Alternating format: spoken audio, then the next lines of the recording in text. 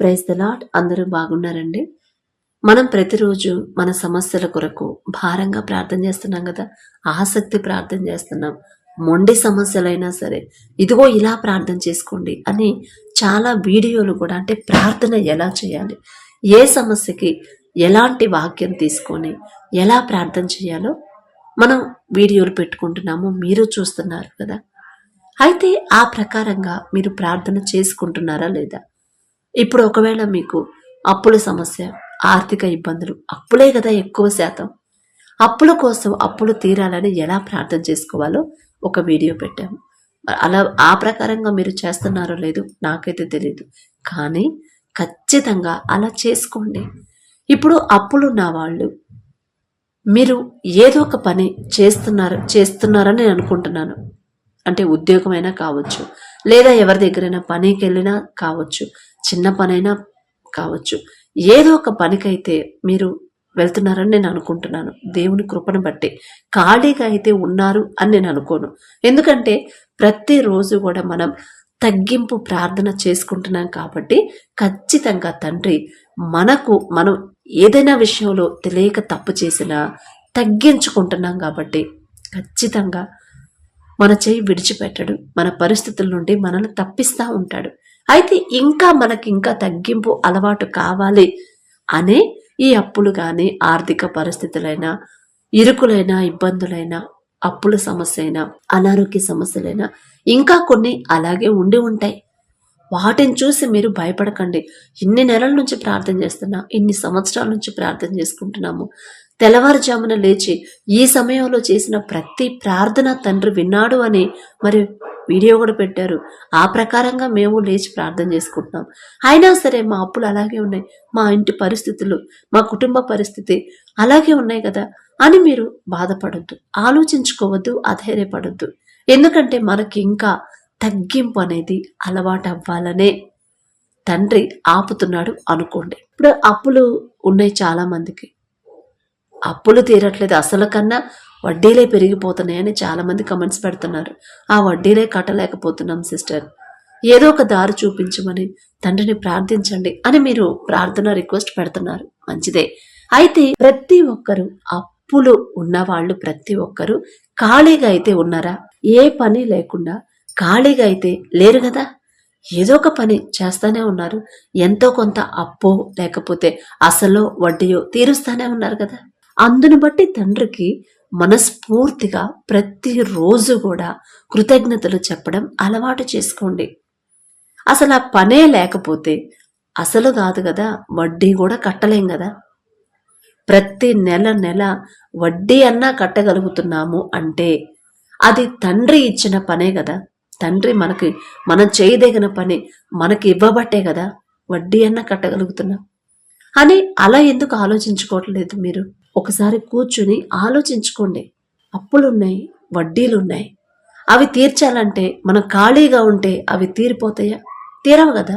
ఏదో ఒక పని చేయాలి. ఎవరు స్తోమత తగ్గట్టు ఎవరు చేయదగిన పని వాళ్ళు చేయాల్సిందే కదా.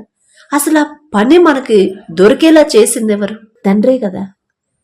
కనీసం వడ్డీ అన్నా తీరే అవకాశం చూపించింది ఎవరు? తండ్రే కదా.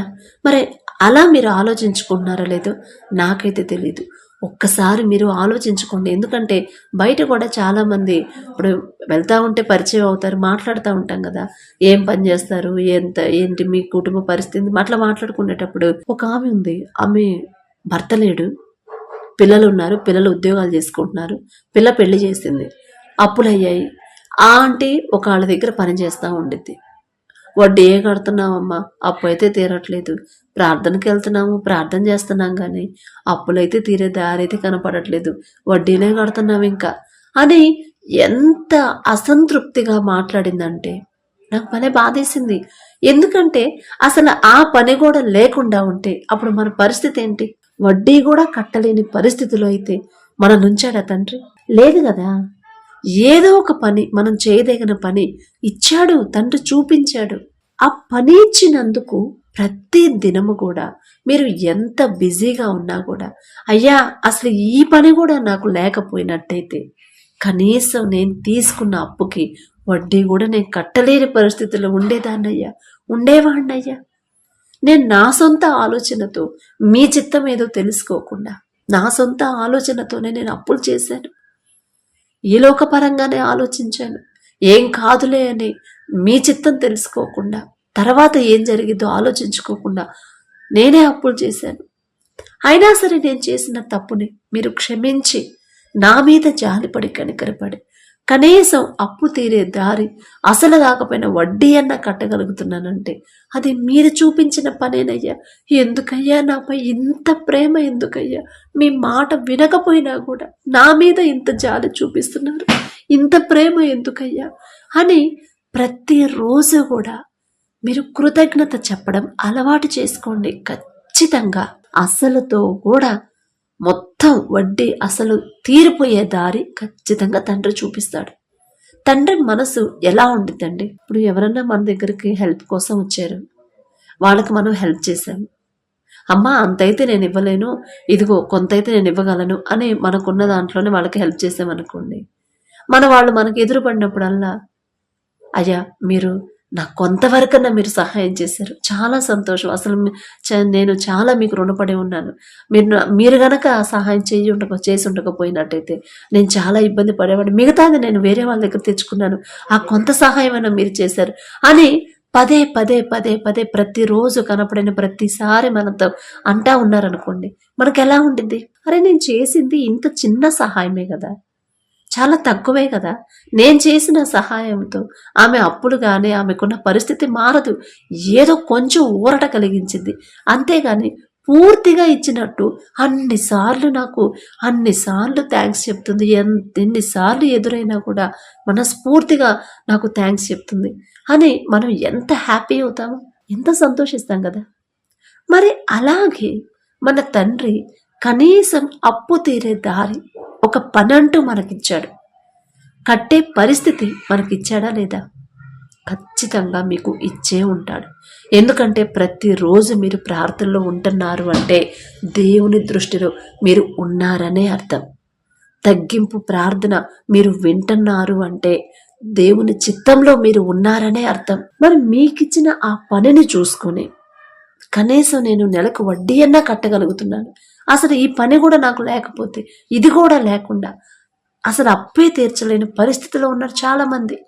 అయినా సరే తండ్రి నాకు ఆ పరిస్థితి తీసుకురాలా, కనీసం కొంతవరకన్నా కట్టే స్తోమత నా తండ్రి నాకు ఇచ్చాడు అని మీరు ఆలోచించుకోవాలి. మనం చిన్న దాంట్లోనే నమ్మకంగా లేకపోతే పెద్ద దాంట్లో ఎలా నమ్మకంగా ఉంటామండి?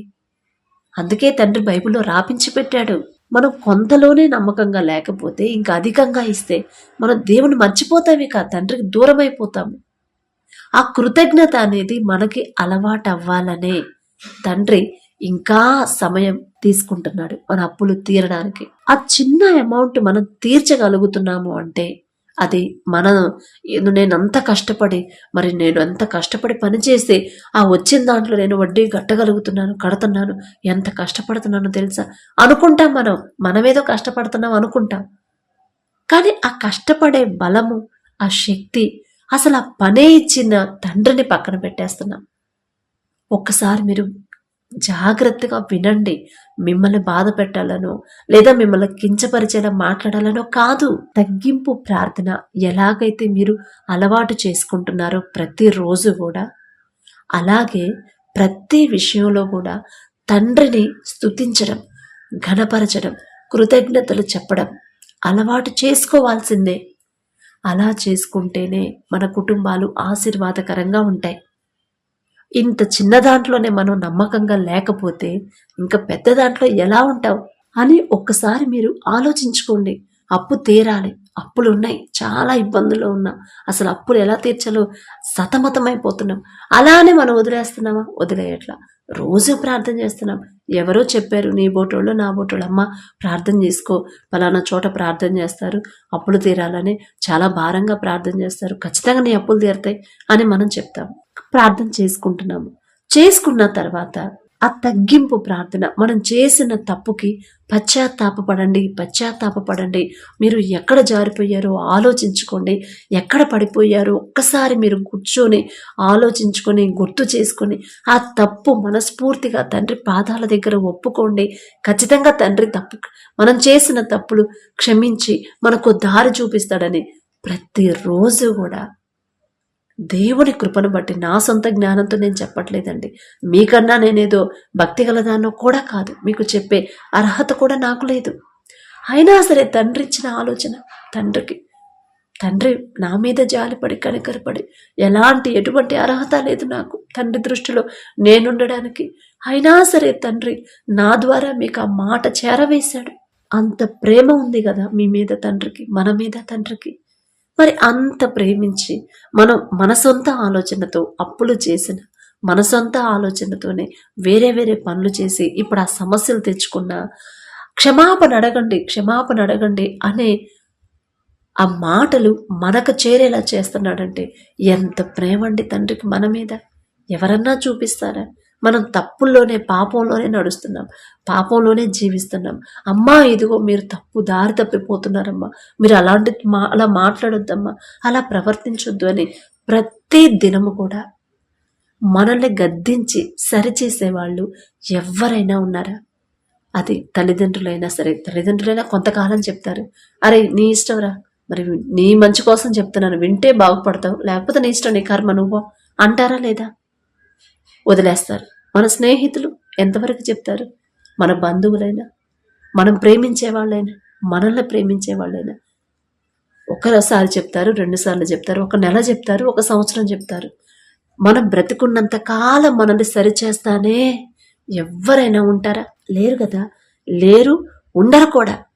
కానీ తండ్రి శ్రద్ధ చూడండి, మనం జారిపోకూడదని, పాపంలో పడిపోకూడదని, దేవుడి నుంచి దూరం అయితే ఆ వచ్చే శ్రమలు మనం తట్టుకోలేమని తండ్రికి తెలుసు కదా. సమస్తము ఎరిగి ఉన్న తండ్రి కదా. అందుకే మనల్ని ప్రతి దినం కూడా, ఇదిగో నీకు అప్పులున్నాయి, ఆర్థిక సమస్యలు ఉన్నాయి, ఎక్కడ మీరు జారిపోయారు, ఏదైనా విషయంలో మీ సొంత ఆలోచనతో అప్పులు చేస్తుంటే అదే మాట తెచ్చి తండ్రి పాదాల దగ్గర క్షమాపణ అడగండి.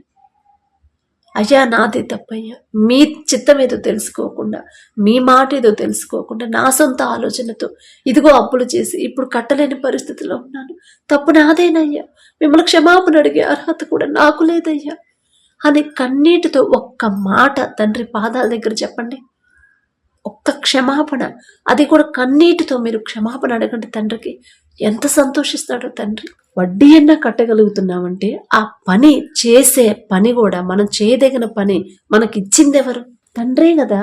అరే నా బిడ్డలు అట్లా ఉండకూడదు, సరే తప్పు చేశారు, ఓకే, వాళ్ళు పశ్చాత్తాపడుతున్నారు, కనీసం ఇదిగో కొంతలో అన్న నమ్మకంగా ఉంటారేమో చూద్దామని తండ్రి ఆ వడ్డీ అన్న తీరే దారి మనకు చూపించాడు. అందును బట్టి తండ్రికి ప్రతిరోజు కూడా కృతజ్ఞతలు చెప్తున్నారా లేదా ఒక్కసారి పరిశీలన చేసుకోండి. అప్పులు తీర్చండి అయ్యా, అప్పులు తీరే దారి చూపించండి అయ్యా అని మనం అడగడం కాదు. అసలు ఇన్ని అప్పులు అవ్వడానికి కారణం ఏంటి? కారణం ఎవరు? మన ఆలోచన, లేకపోతే ఎవరి సలహాను తీసుకున్నామా? మనుషుల సలహా తీసుకున్నాం? ఒకసారి ఆలోచించుకోండి. అప్పులయ్యాయి, వడ్డీ కట్టగలుగుతున్నాం, వడ్డీ తీర్చగలుగుతున్నాం అంటే అది మనం కష్టపడి సంపాదించుకున్న పనే, ఉద్యోగమా? కాదు కదా. తండ్రి చూపించిన పనే మనం చేస్తున్నాం. ఈ మాట మీరు గ్రహించుకోండి. ఈ పనన్నా నా తండ్రి నాకు ఇచ్చాడు. ఇది కూడా లేకుండా ఎంతో మంది ఉన్నారు. ఈ పని కూడా, ఈ మాత్రం కూడా తీర్చలేని పరిస్థితులు ఎంతో మంది ఉన్నారు. అయినా సరే తండ్రి నేను తప్పు చేసిన నా మీద జాలిపడి కనికరపడి కనీసం ఈ పని చేసుకునే స్తోమతన్న తండ్రి నాకు ఇచ్చాడు. ఈ కొంతవరకన్నా తీర్చే ఓపిక, బలము, శక్తి నా తండ్రి నాకు ఇచ్చాడు. ఆ పని నాకు ఇచ్చాడు తండ్రి. నేనంటే ఎంత ప్రేమ నా తండ్రికి అని ఆలోచించుకొని ప్రతిరోజు గనక మీరు చేసే పనిని బట్టి, మీరు తీరుస్తున్న అప్పో వడ్డీయో, అసలో వడ్డీయో, దానిని బట్టి అది తీర్చే స్తోమత మనకిచ్చిన తండ్రికి ప్రతి దినము కూడా మనస్ఫూర్తిగా మీరు కృతజ్ఞతలు చెప్పడం అలవాటు చేసుకోండి. ఇక మీరు సపరేట్గా మనం అడగక్కర్ల అప్పులు తీర్చమని. ఖచ్చితంగా తండ్రి ద్వారాలు తెరుస్తాడు. ఇక అంతే. ఎందుకంటే కొంచెంలోనే మనం నమ్మకంగా లేకపోతే పెద్ద మొత్తంలో ఎలా ఉంటాము? దూరం అయిపోతామేమోనని తండ్రి భయం. మనం తండ్రికి దూరం అయితే తండ్రి ఉండలేడు కదా. మనం ఏమైనా భక్తి గల వాళ్ళమా? పోనీ మనం నీతిమంతులమా? కాదు. తండ్రికి తెలుసు మనం ఎలాంటి వాళ్ళం. అయినా సరే తండ్రి ప్రేమ అంతది. అలాంటి ప్రేమ తండ్రిది. మొదట మీరు చేసే పనిని బట్టి, మీకు తండ్రి ఇచ్చిన పనిని బట్టి, మీరు కొంతవరకైనా అప్పు తీరుస్తున్నారు అంటే అది మీ సొంత పని కాదు, మీరు కష్టపడి సంపాదించింది కాదు, ఆ దారి కూడా తండ్రి చూపించిందే. ఒక్కసారి ఆలోచించండి. ఆలోచించి ప్రతి దినము కూడా అయ్యా ఇదన్నా నేను కట్టగలుగుతున్నానంటే అది మీ చిత్తమే కానీ నా బలము, నా శక్తి, నా జ్ఞానము కానే కాదయ్యా అని కృతజ్ఞతలు చెప్పడం అలవాటు చేసుకోండి. ఖచ్చితంగా తండ్రి అసలు మొత్తం తీరే ద్వారాలు తెరవకపోతే అప్పుడు అడగండి.